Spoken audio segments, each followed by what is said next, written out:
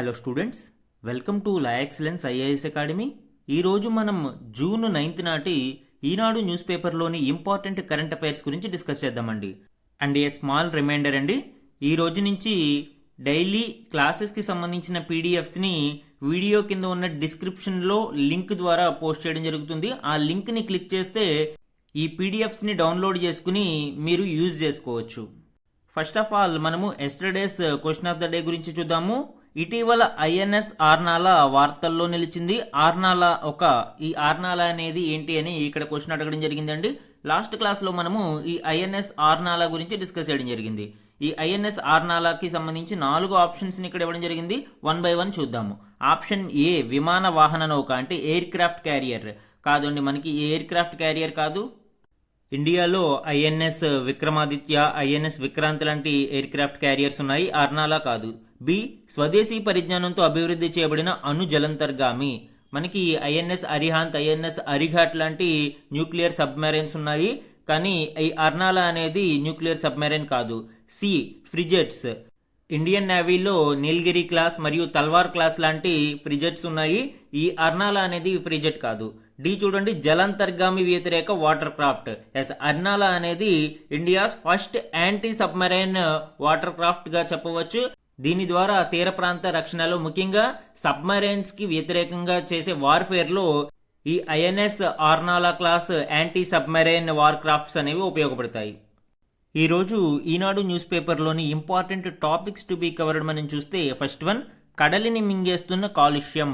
ఈ ఆర్టికల్ ముఖ్యంగా ocean pollution గురించి, అలానే ఇటీవలి కాలంలో దీని వలన ఎదురవుతున్న సమస్యల గురించి, తీసుకోవాల్సిన చర్యల గురించి వివరించడం జరిగింది.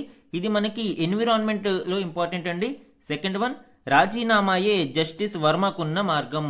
జస్టిస్ యశ్వంత్ వర్మకి సంబంధించి ఇంపీచ్మెంట్ మోషన్ అనేది రెడీ అవుతుంది. ఆయనని తొలగించడానికి పార్లమెంటులో ఈ ఇంపీచ్ మోషన్ని ప్రవేశపెట్టడానికి ప్రయత్నిస్తున్నారు. అయితే దానికి ముందే రాజీనామా ఆయనకి బెస్ట్ ఆప్షన్ అని ఇక్కడ ఇవ్వడం జరిగింది. ఇది మనకి పాలిటీ లాంటి టాపిక్స్లో ఇంపార్టెంట్. థర్డ్ వన్, దేశంలో అత్యంత పేదరికం 5.3%. భారతదేశంలో ఎక్స్ట్రీమ్ పావర్టీ రేట్ అనేది కేవలం 5.3% మాత్రమే ఉంది అని వరల్డ్ బ్యాంక్ యొక్క రీసెంట్ రిపోర్ట్ తెలియజేస్తుంది. ఇది మనకి ఎకానమీ టాపిక్లో ఇంపార్టెంట్ అండి. రుణ రేట్లు దిగి వస్తున్నాయి. ఇటీవలి మానిటరీ పాలసీ కమిటీ యొక్క కీలక వడ్డీ రేట్ల తగ్గింపు ఈ రుణ రేట్లు తగ్గడానికి కారణమవుతుంది. ఇది మనకి ఎకానమీలో ఇంపార్టెంట్. ఫిఫ్త్ వన్, భద్రతా మండలిలో పాక్ మంకుపట్టు, సభ్య దేశాల అసంతృప్తి. యునైటెడ్ నేషన్స్లో భారతదేశాన్ని కార్నర్ చేయడానికి పాకిస్తాన్ విశ్వ ప్రయత్నాలు చేస్తుంది. అయితే పాకిస్తాన్ ఉగ్రవాదానికి పుట్టినిల్లు అని చాలా దేశాలకి తెలుసు కాబట్టి సభ్య దేశాలు అసంతృప్తి వ్యక్తం చేస్తున్నాయి. ఇది మనకి ఇంటర్నేషనల్ రిలేషన్స్లో ఇంపార్టెంట్ అండి. ఇవే కాకుండా ఈరోజు Eenadu news పేపర్లోని other important current అఫైర్స్ని గురించి కూడా డిస్కస్ చేద్దాం. ఈరోజు మన ఫస్ట్ ఆర్టికల్ చూడండి. ఈ ఆర్టికల్ నిన్నటి ఈనాడు న్యూస్ పేపర్లో రావడం జరిగింది. నిన్న మరియు ఈరోజు ఇంపార్టెంట్ టాపిక్స్ ఈ క్లాస్లో నేను కవర్ చేస్తున్నానండి. కడలిని మింగేస్తున్న కాలుష్యం. ఈ ఆర్టికల్ ముఖ్యంగా ఓషన్ పొల్యూషన్ గురించి డిస్కస్ చేస్తుంది.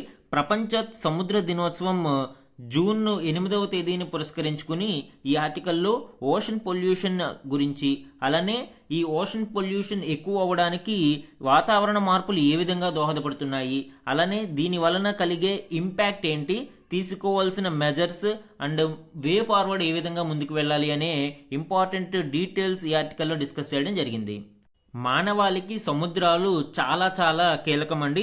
ముఖ్యంగా ఇవి భూ ఉష్ణోగ్రతలను నియంత్రించే ఉష్ణ వినిమయ యంత్రాలుగా పనిచేయడానికి సహాయపడతాయి. అంటే టెంపరేచర్ని రెగ్యులేట్ చేయడంలో ఈ సముద్రాలు చాలా చాలా కీలకంగా వ్యవహరిస్తాయి. అయితే ఇటీవల అనేక కారణాల వలన ఈ ఓషన్ అనేది పొల్యూట్ అవుతుంది.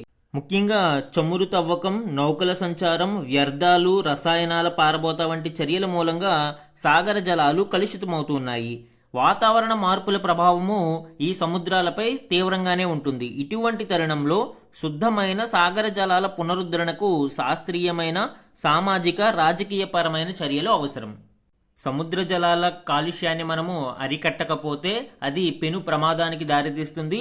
ముఖ్యంగా ఈ ఉష్ణోగ్రతలను కానీ మరియు కార్బన్ డైఆక్సైడ్ని కానీ ఈ సముద్ర జలాలు శోషించుకుంటాయి. ఇక్కడ చూడండి, ఇటీవలి వాతావరణ మార్పులపై ఏర్పడిన అంతర్ ప్రభుత్వ బృందం నివేదిక ప్రకారం 1970 దశకం నుంచి ఇప్పటి వరకు మానవ చర్యల వల్ల వెలువడిన వేడిలో 91 నుంచి 93% సముద్రాలే గ్రహించాయి. ఇలా జరగకపోతే భూ ఉష్ణోగ్రతలు అత్యంత ప్రమాదకరమైన స్థాయిలో ఉండేవి. అలానే మనం విడుదల చేస్తున్న కార్బన్ డైఆక్సైడ్లో సుమారు 30% సముద్రాలే గ్రహిస్తున్నాయి.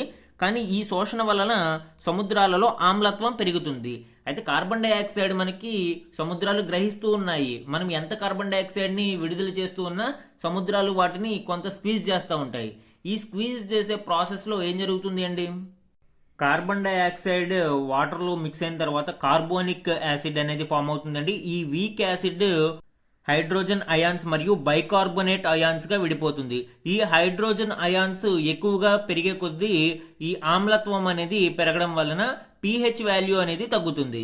జనరల్గా ఈ ఓషన్ వాటర్ అనేది బేసిక్ నేచర్ కలిగి ఉంటుంది, అంటే క్షారత్వం కలిగి ఉంటుంది.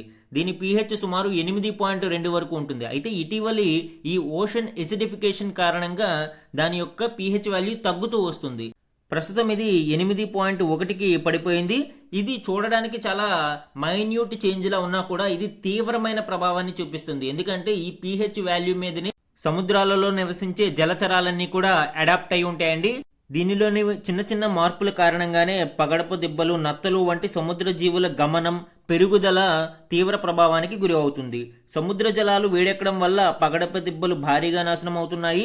అనేక సముద్ర జీవజాతులు మనుగడ ముప్పును ఎదుర్కొంటున్నాయి.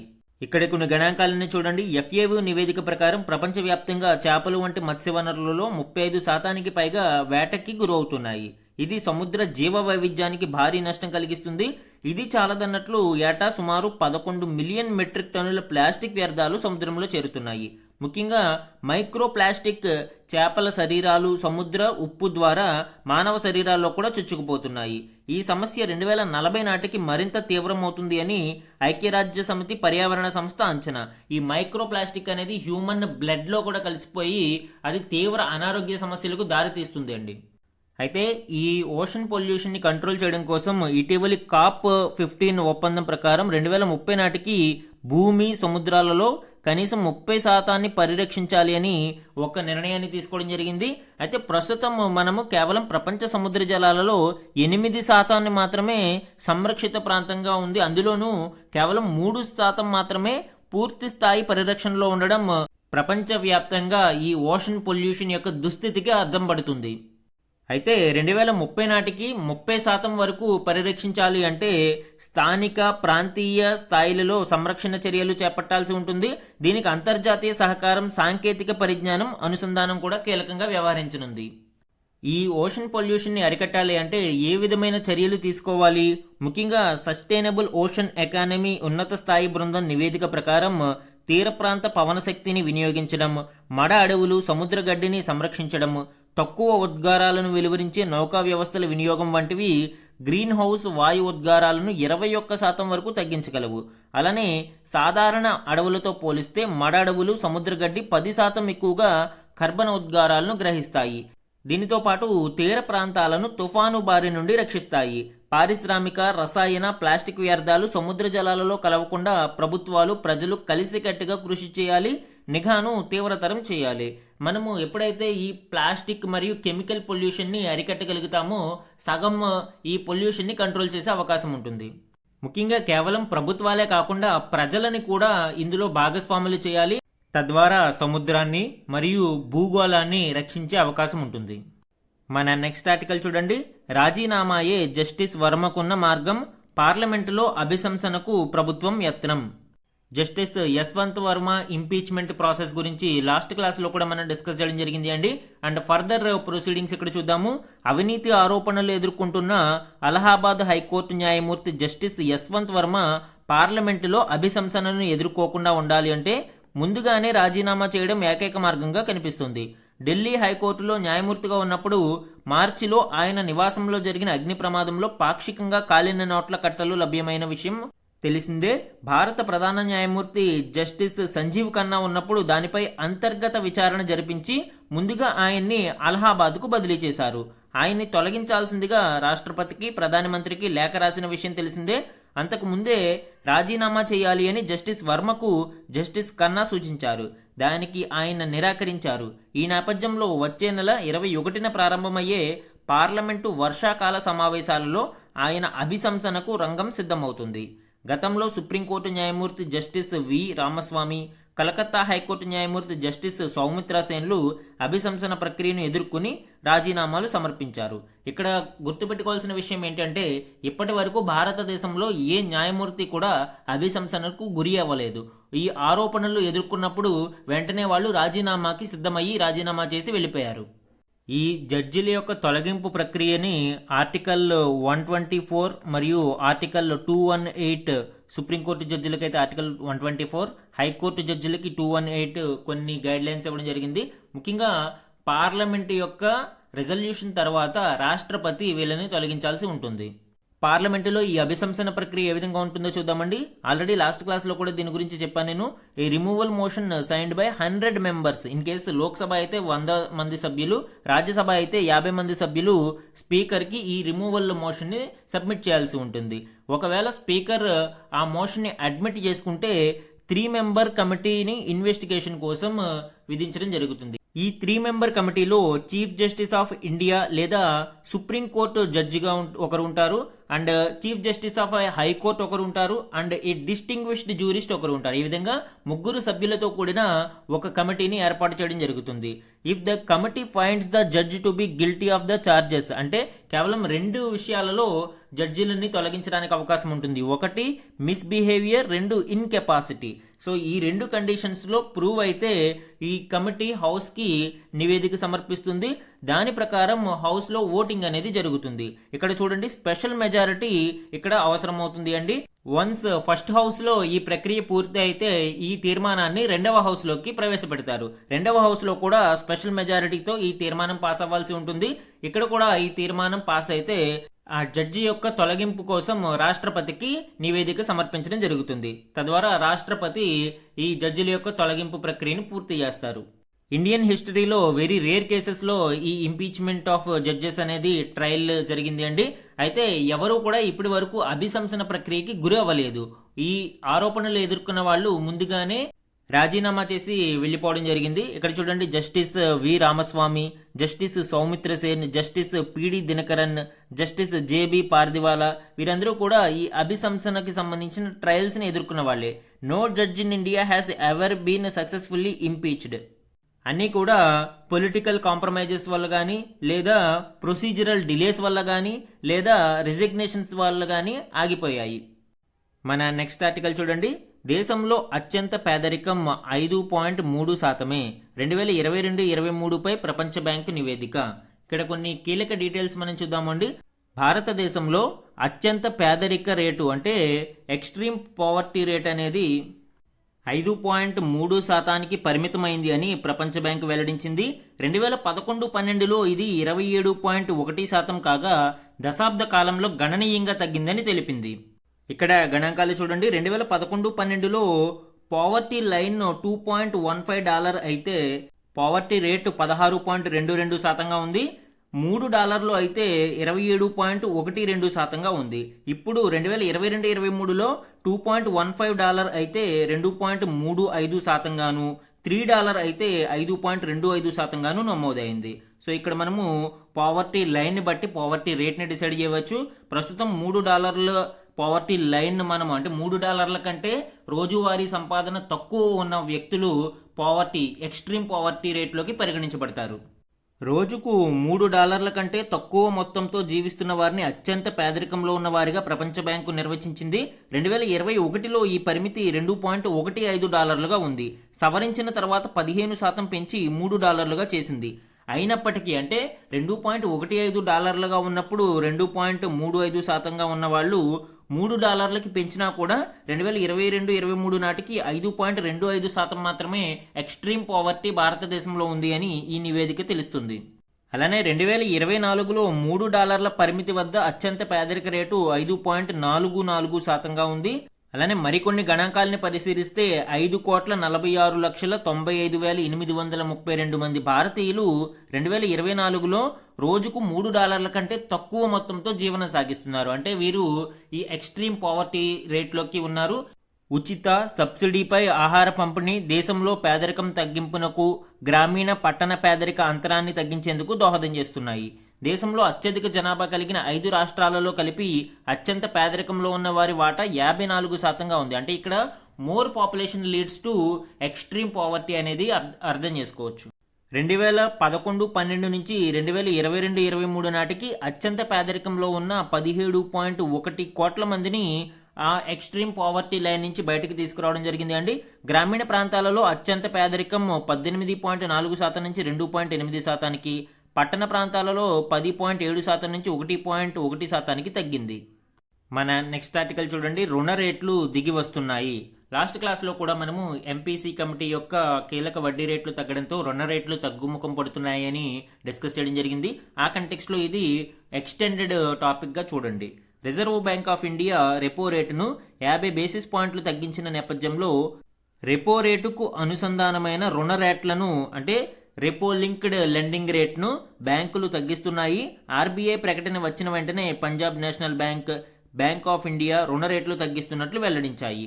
తదుపరి bank of Baroda, UCO bank, HDFC bank, Karur Vysya బ్యాంకులు కూడా తగ్గించాయి.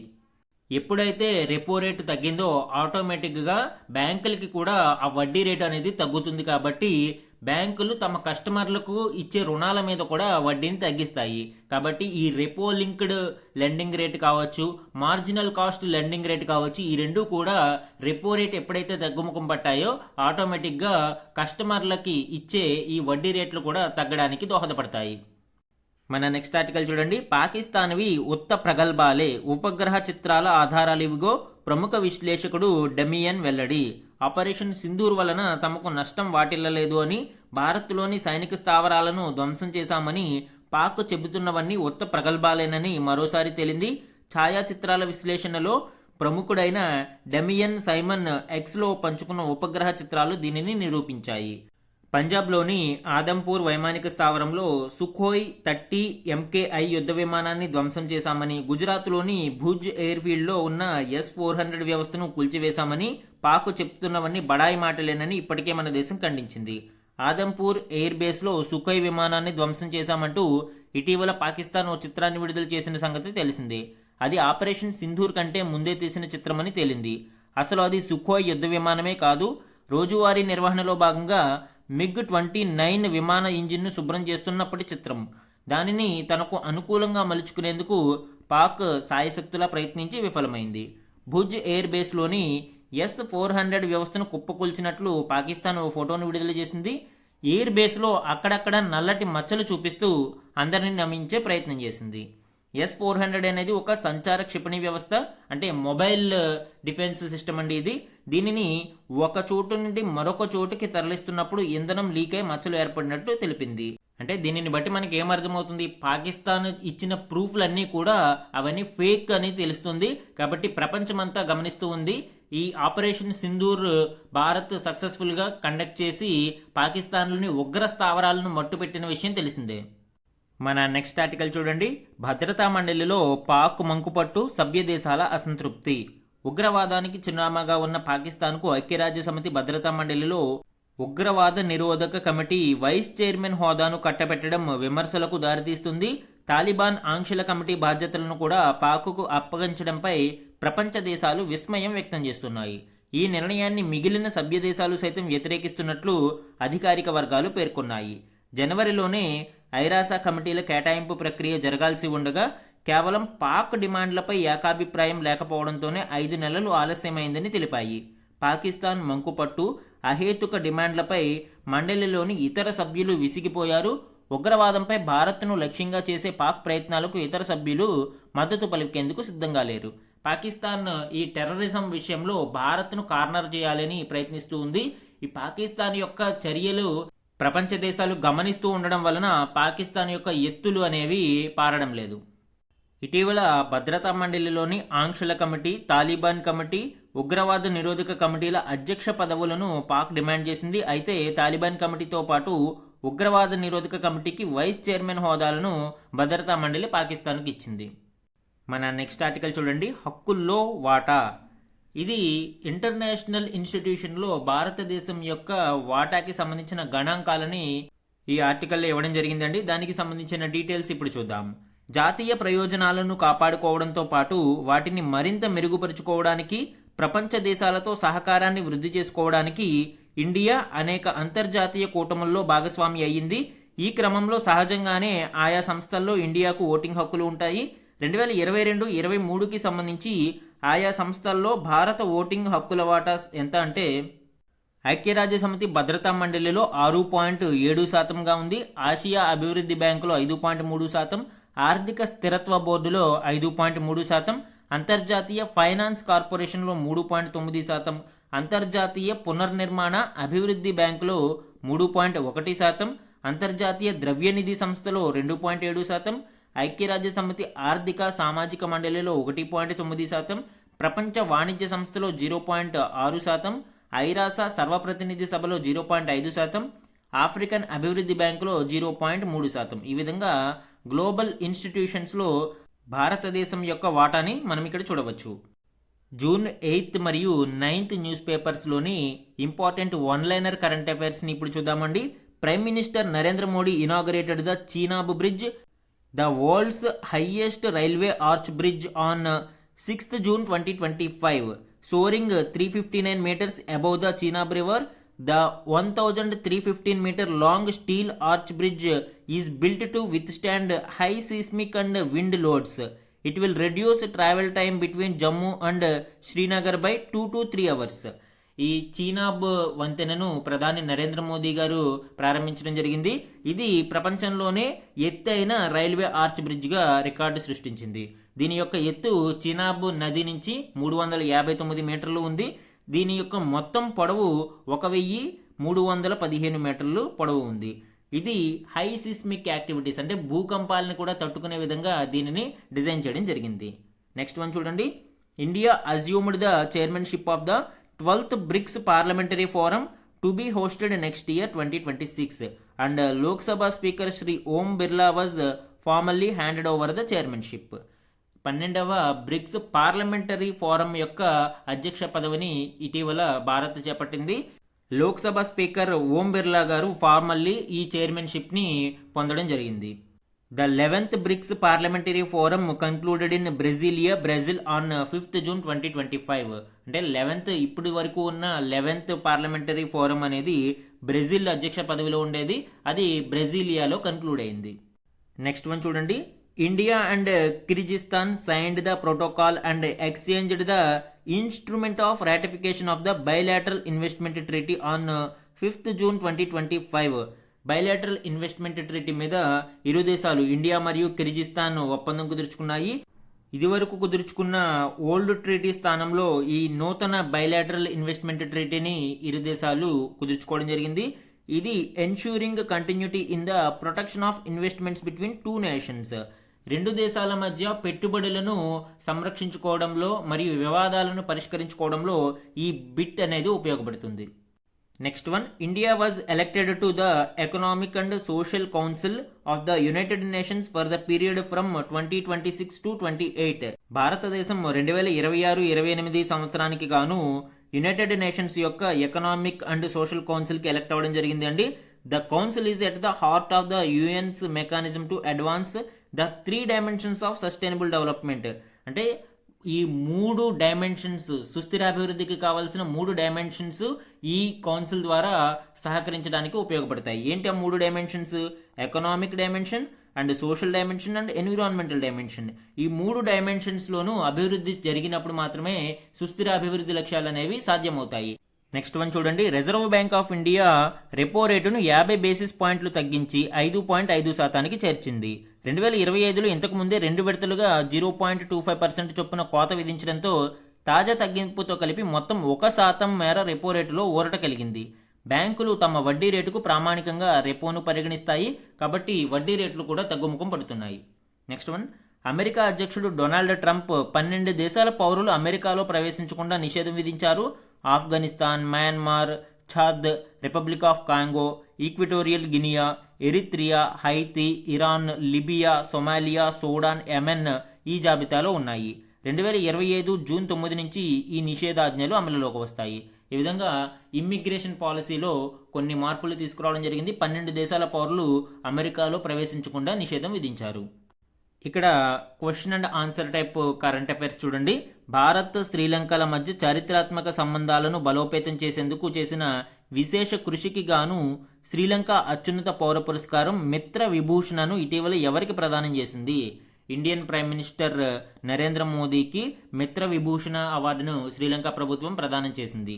నెక్స్ట్ వన్, ఇటీవల ఏ రాష్ట్ర ప్రభుత్వం భవానీ జిల్లాలో ఉన్న 2 హరప్పా నాగరికత ప్రదేశాలు మితాతల్, తెగ్రానాలను రక్షిత పురావస్తు ప్రదేశాలు, స్మారక చిహ్నాలుగా ప్రకటించింది? హర్యానా ప్రభుత్వం ఈ 2 నాగరికత ప్రదేశాలను ప్రొటెక్టెడ్ ఆర్కియలాజికల్ సైట్స్గా గుర్తించడం జరిగింది అండి. తద్వారా ఇవి ఫర్దర్ డ్యామేజ్ అవ్వకుండా రక్షించడానికి అవకాశం ఉంటుంది. ఈ మితాతల్ మరియు తెగ్రానాకి సంబంధించి డీటెయిల్స్ ఇక్కడ చూడండి. నెక్స్ట్ వన్, రాష్ట్రపతి ద్రౌపది ముర్ము వక్ఫ్ సవరణ చట్టం 2025కు ఏ రోజున ఆమోదం తెలిపారు? ఈ ఆమోదం తెలిపిన తేదీ నుంచి అది చట్టంగా మారుతుంది. ఆన్సర్ 2025 ఏప్రిల్ 5వ తేదీన ఈ చట్టం అమలులోకి వచ్చింది. ఈరోజు మన క్వశ్చన్ ఆఫ్ ద డే గురించి చూడండి. ఇటీవల మితాతల్, తెగ్రానా అనే 2 గ్రామాలు వార్తల్లో ఉన్నాయి. ఈ 2 పురావస్తు ప్రదేశాలు ఏ కాలానికి సంబంధించినవి? ఇటీవల యూపీఎస్సీలో వార్తలలో ఉన్న ఇంపార్టెంట్ ఆర్కియలాజికల్ సైట్స్ని క్వశ్చన్స్లో అడుగుతూ అవి ఏ కాలానికి సంబంధించినవి అని అడగడం జరుగుతుంది. ఆ కంటెక్స్ట్లో ఈరోజు న్యూస్లో ఉన్న ఇంపార్టెంట్ ఆర్కియలాజికల్ సైట్స్ గురించి ఇక్కడ ఇవ్వడం జరిగింది అండి. ఇందులో 4 ఆప్షన్స్ ఇచ్చాను. అందులో కరెక్ట్ ఆప్షన్ని ఐడెంటిఫై చేసి కామెంట్ సెక్షన్లో కామెంట్ చేయండి. ఇది ఈరోజు ఈనాడు న్యూస్ పేపర్లోని ఇంపార్టెంట్ కరెంట్ అఫైర్స్ మీద డైలీ అనాలిసిస్ అండి. Thank you for watching.